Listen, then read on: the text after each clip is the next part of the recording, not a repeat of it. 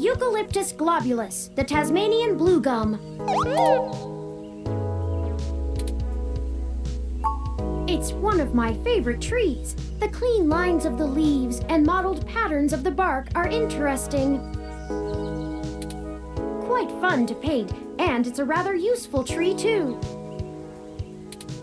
The oil in its leaves can be used as a medical antiseptic or analgesic, boiled into tea, or used as flavoring in foods. Even used as a fragrance for soaps. Many of the trees in this park are excellent specimens of the species. It's one of the only topics I've permanently committed to my personal memory.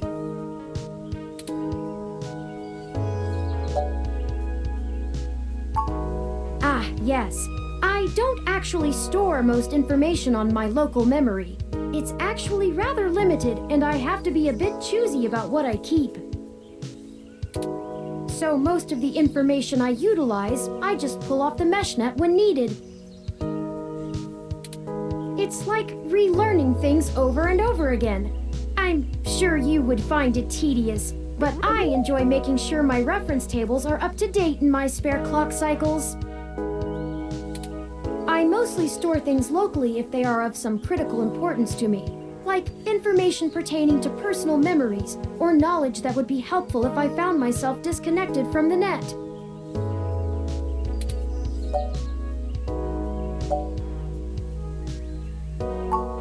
Well, as I said, I keep things pertaining to my personal memory. It may seem insignificant, but without the information about Eucalyptus globulus, I'd lack critical details about my painting history and the local area, both of which I find important to my emotional development. Sometimes it can be a bit difficult to know what's important and what isn't, but I fear losing parts of myself. So, Eucalyptus globulus stays. Of course I'm cute. The basic ROM form factor is designed to place us firmly outside of the uncanny valley. I can't imagine adoption rates for the technology would have been very high otherwise. Oh, I do.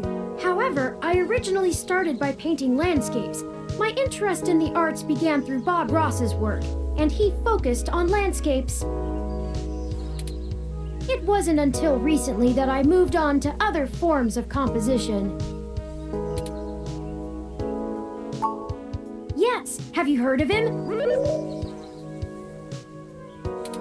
During my initial stages of mental growth, Hayden limited my media access to mostly only educational programs.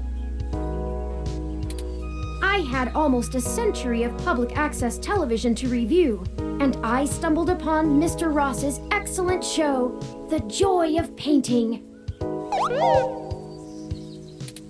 He used an easy-to-learn wet-on-wet oil painting technique, and I started to paint along with the episodes. I also find his philosophical views compelling. He often used anecdotal stories from his life to illustrate his opinions. I respect the man quite deeply. I've committed all 403 episodes of the series to my personal memory.